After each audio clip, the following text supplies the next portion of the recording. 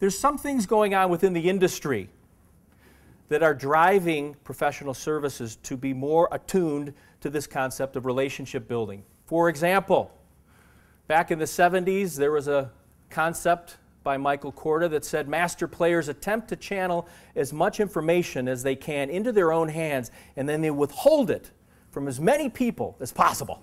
Huh? That's power. Power, right?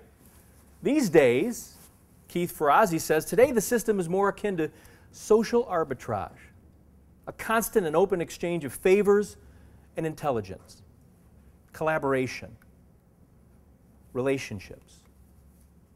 Friedman, in his book, The World is Flat, no matter what your profession, doctor, lawyer, architect, accountant, you better be good at the touchy-feely stuff. Here's a study back in the early part of this decade, Booz Allen and Kellogg. Companies and individuals that focus and invest in relationships between employees, customers, vendors, partners consistently outperform their competition. What else is happening out there? I mentioned this commoditization of services. Is it a fair statement? It's become harder and harder to differentiate one firm from the next with the same technical competence based on your service delivery capabilities. Everybody's pretty good. You used to be able to differentiate yourself back in the day when there were fewer players. There's a lot of players, and those who are left standing after this shakeout economically are pretty good. They have methodology, they have industry expertise, project management skills, etc., etc. How do you differentiate? How do you separate yourself from the crowd? Our belief is it's the client development side of the business, which most professional services firms don't do very well.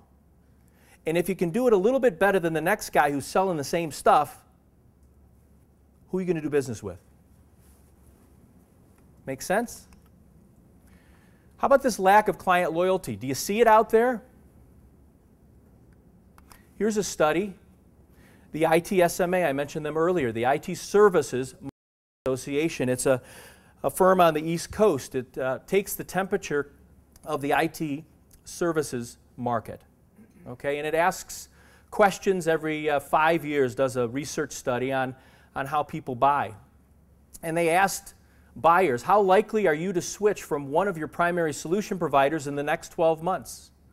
In 2002, the mean rating was 1.7, skewed kind of up toward, it's not likely we are going to change vendors.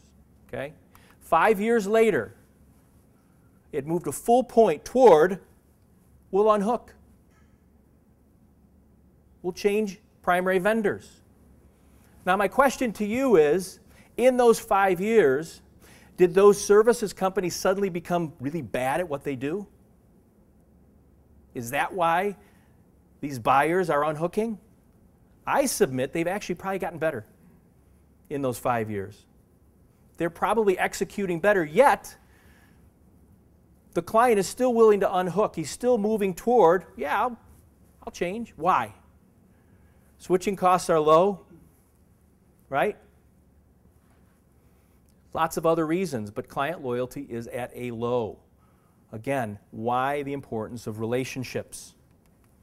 What else is going on out there? This whole concept of emotional intelligence gets a lot of play these days, right? The concept was floated back in 95 by Daniel Goleman. And his idea was basically this: there's something more than IQ, intellectual quotient, cognitive abilities, that creates success, that equates to success. There's something else out there. And he floated the idea of emotional intelligence. And these are the attributes: self-awareness, self-management, motivation, empathy, social skills. These are some of the keys around, the attributes around emotional intelligence. And he did a study of a large accounting firm back in 95. He said partners with strong analytical skills added 50% more profit to the business. Great. Yet those partners who brought great analytical skills and one of the attributes of emotional intelligence, in this case strong self-management, added 78% more incremental profit to the business. Those partners who brought great analytical reasoning and social skills, another attribute of emotional intelligence, 110% greater profit to the business. And those partners who brought not only analytical skills, but self-management and social skills, brought 390% incremental profit to the business, to the tune of $1.5 million per year. This is in 95 and obviously a large accounting firm. Does cognitive IQ contribute? Analytical reasoning, technical skills contribute? Yes, it does. What's the catalyst? What's the facilitator of hockey stick rise in impact? It's the emotional intelligence. It's the soft skills.